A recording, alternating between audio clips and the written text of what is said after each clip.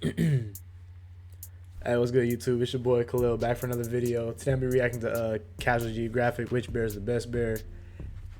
How many bears are there? I can only name like three, like a black bear, brown bear, polar bear, panda bear. This shit, I don't even know which one's gonna be the best or strongest, but shit, let's get into the video. Oh, I almost forgot. If you're new to the channel, leave a like, comment, subscribe, and let me know what I should react to next. But let's get into the video. When the office asked which bear is the best bear, well, here's the answer. The black bear is the LeBron of bears. First of all, they are by far the best climbers. Imagine thinking you escaped only for the faster to start free running up the tree. Not only are they part squirrel, they can sprint at 35 miles per hour and they're 35 miles an hour. One actually swam for 9 miles in the Gulf of Mexico. Black bears can also eat anything from deer to fish to fruits and berries to human garbage.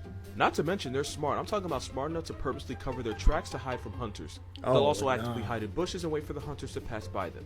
At about 600 pounds, black bears are strong enough to shoot the fay with any human, but also smart enough to not even try it. You could also easily make the argument that the black bear is by far the world's friendliest bear, and I dare you to look at this video and tell me I'm wrong. When you really think about it, black bears are just overgrown forest puppies, and like dogs, are all over America. There's about 600,000 black bears in North America, meaning out of all of its cousins, they've barely been affected by humans. In fact, they might have even benefited from them. And the cubs are cute enough to commit war crimes over. Jim wasn't kidding. Black bears have it all figured out, which earns them the title of best bear, and that's not an opinion, it's stone cold fact. Damn.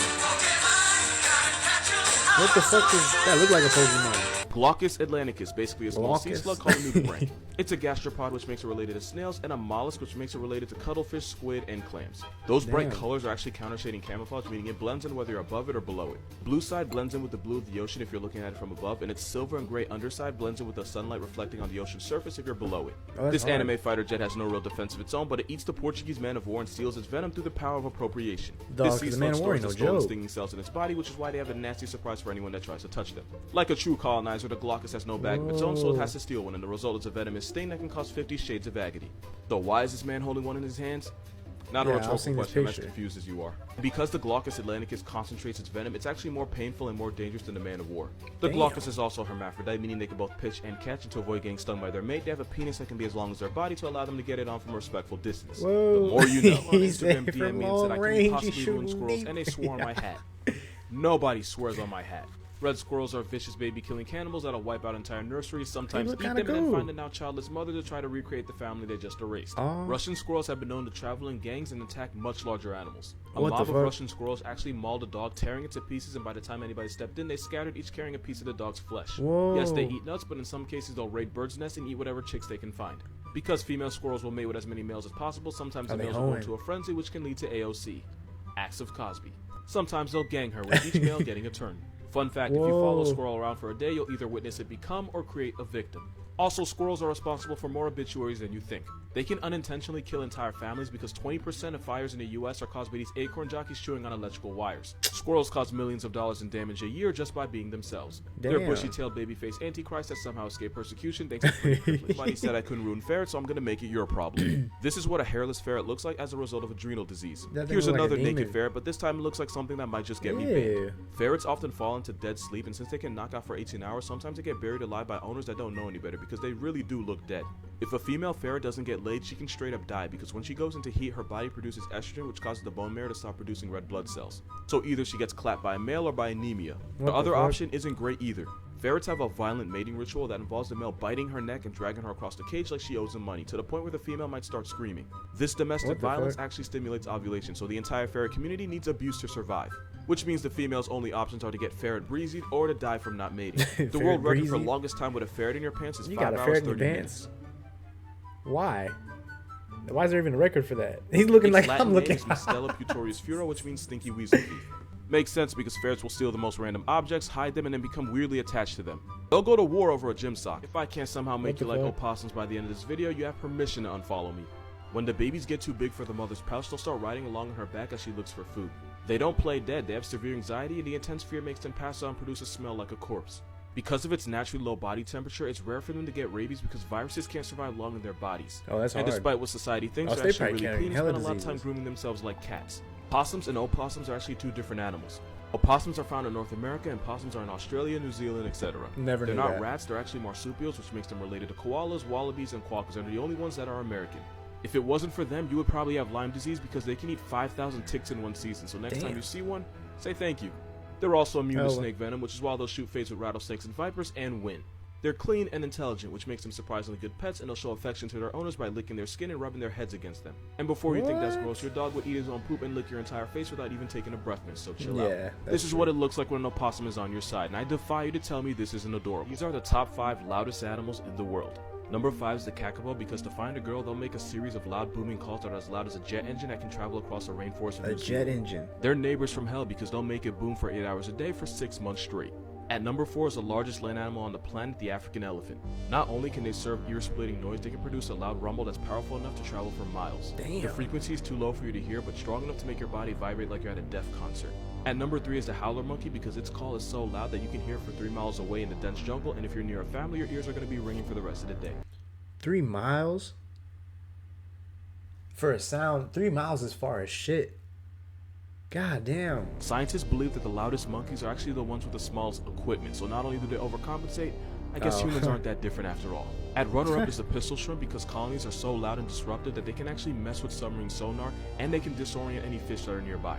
And number 1 is the sperm whale, because they might be the only animal that can turn you into a headline without even touching you. They can reach 230 decibels, where only 160 can burst your eardrums. Whoa. They're so loud they can cause your lungs to explode or cause an embolism in your heart. In my opinion, these are the top 3 most dangerous things Steve Irwin ever did. Damn, Coming in at number 3 is whatever the hell he got this a baby? was. Now, for any normal person, Why this you is got a baby death wish, with you? especially me, because I look for my fun while it's in my hand, so there's no doubt I would throw my baby at the crocodile and then go home and try to change the raw chicken's diaper until I realize my mistake.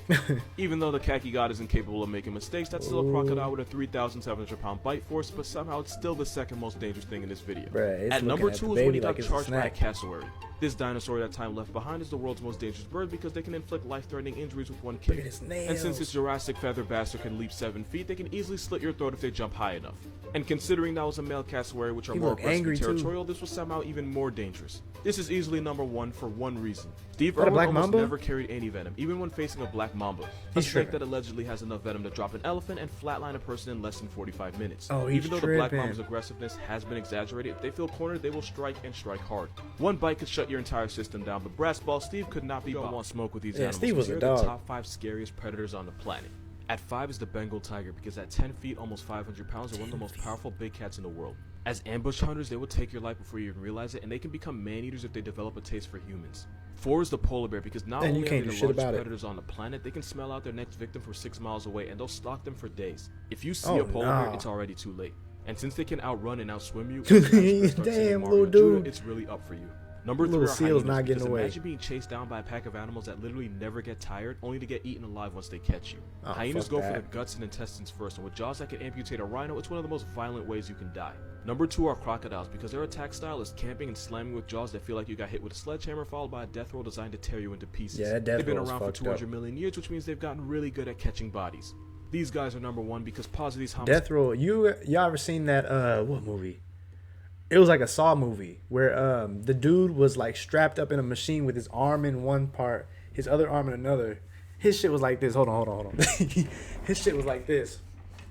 His arms was in one part, then his legs was in another part, and then the machine, like they had a time limit. Somebody was supposed to save him, but the machine was like twisting his arm around and bow. It twisted in one off, and then it twisted another off. I don't think he made it, but like that scene fucking scarred me.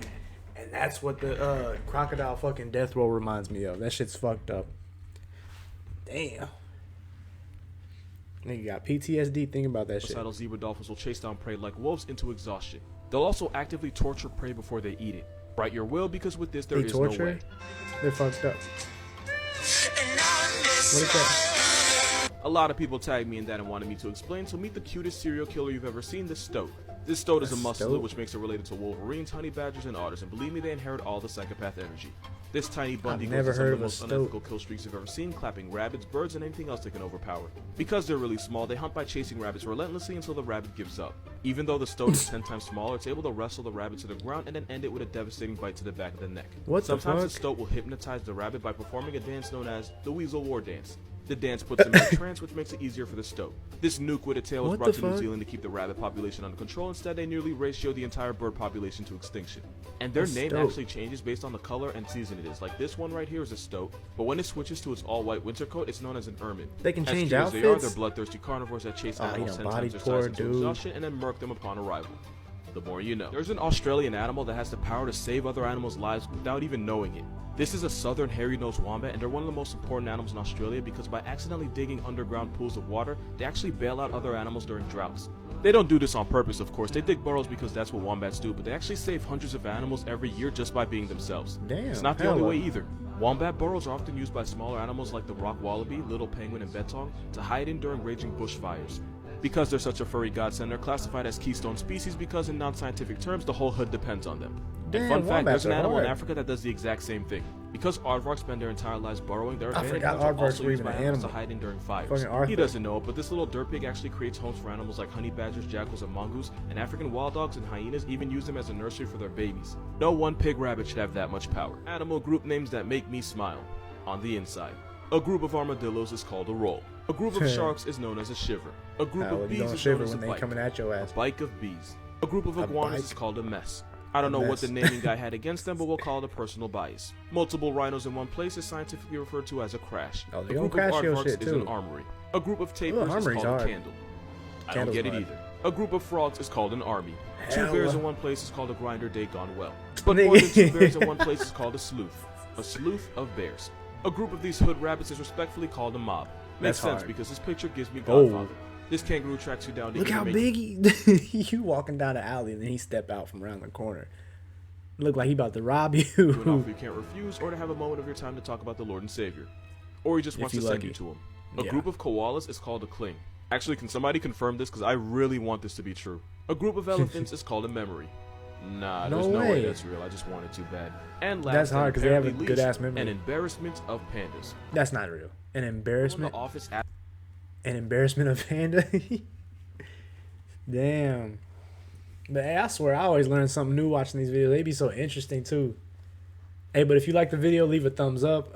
Subscribe if you're new to the channel and you feel like it. And comment below what I should react to next. And let me know what your favorite part of the video was. All right, but until next time, y'all. Peace.